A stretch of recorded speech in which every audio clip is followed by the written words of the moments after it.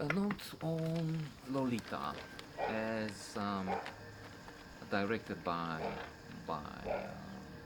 Stanley Kubrick, one of the best directors we ever had. He's out there with Bergman, Fellini, and some of the French magnificent uh, film makers, film directors, authors. Even if I was reading in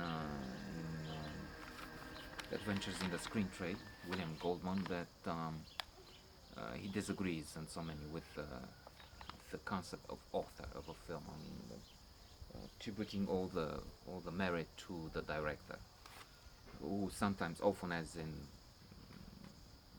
the case of Bergman and others, Fellini is also the director and the author of the script.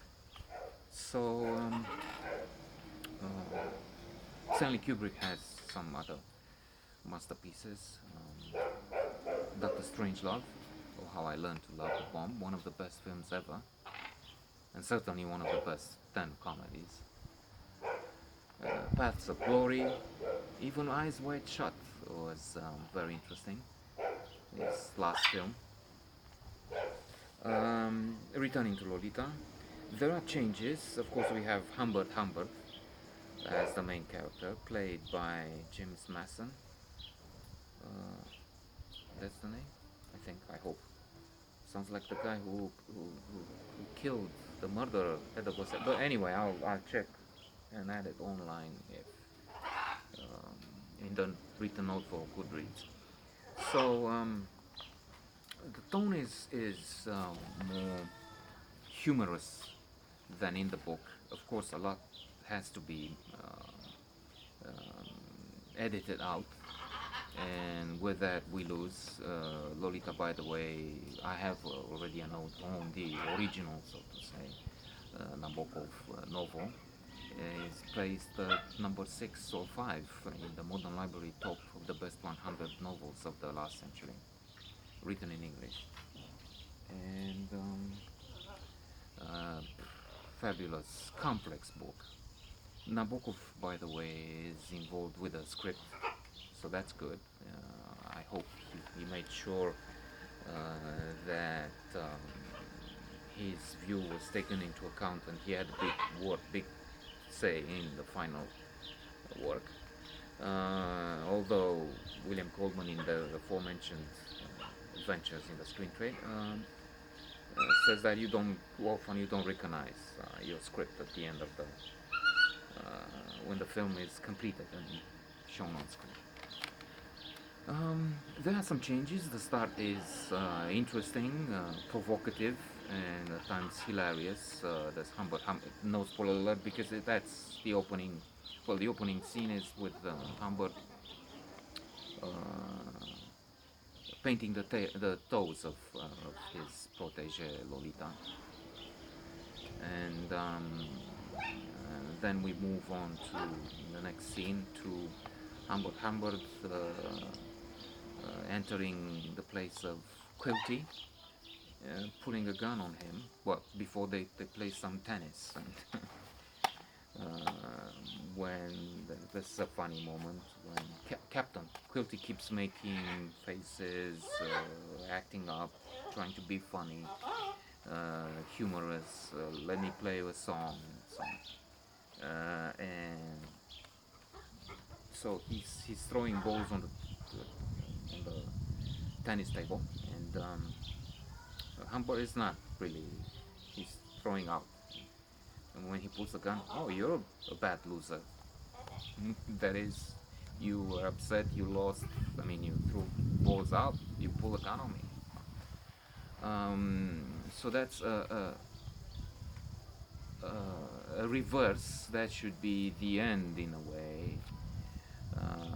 And even this beginning is unclear. I mean, did he kill Quilty? I'm not sure. I don't know. It happens at the beginning, so go and watch. There is this relationship with the mother, with Lolita's mother, but all Humbert Humbert cares about is the daughter, and indeed, when when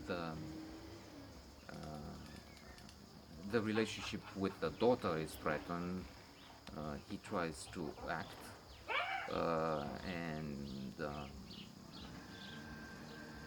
is desperate to face the prospect of the mother sending the daughter somewhere in a Catholic school anyway, away from home.